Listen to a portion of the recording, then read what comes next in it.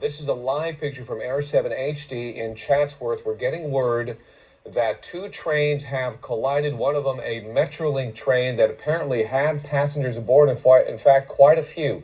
Let's start.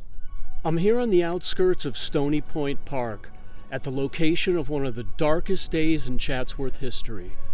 On September 12, 2008, at 4:22 in the afternoon, a Metrolink train carrying 222 passengers collided with a Union Pacific freight train.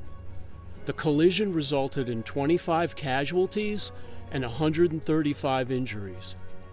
As a result of the collision, changes were made in not only railroad safety regulations, but also automotive safety regulations. This is the story.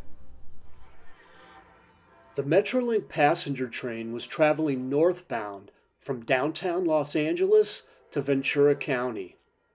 It left Union Station at 3:35 p.m. and arrived at the Chatsworth station shortly after 4 p.m. At 4:20, the Metrolink left the Chatsworth station and was headed to its next stop at Simi Valley.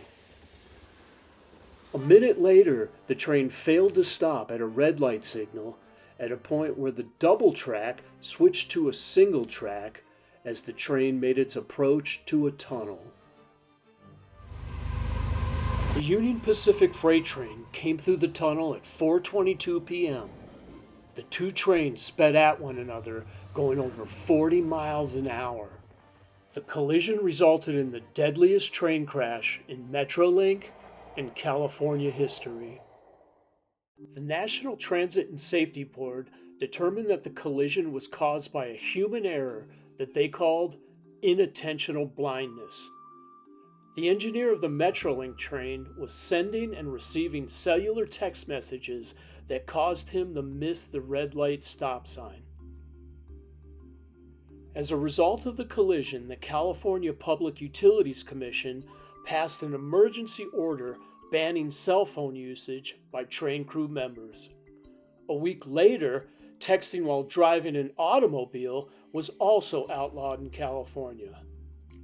And finally, Congress passed the Rail Safety Improvement Act, which implemented the Positive Train Control computerized system that monitors train movements and is capable of automatically stopping trains in potentially dangerous situations. 1 year after the collision, a memorial marker was placed at Topanga Canyon Boulevard and Santa Susana Pass, right above the train tunnel where the tragedy occurred. A plaque lists the names of all of those who perished. There's another memorial at the Simi Valley train station where 10 of those who perished were headed.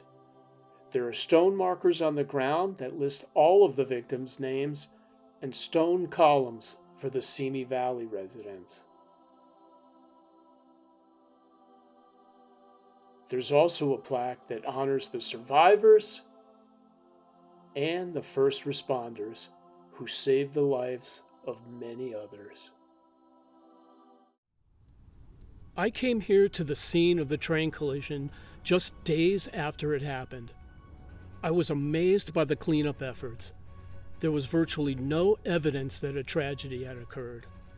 I did, however, find this small piece of jagged metal from the Metrolink train. I've given it to the Chatsworth Historical Society, where it remains as a reminder to us all.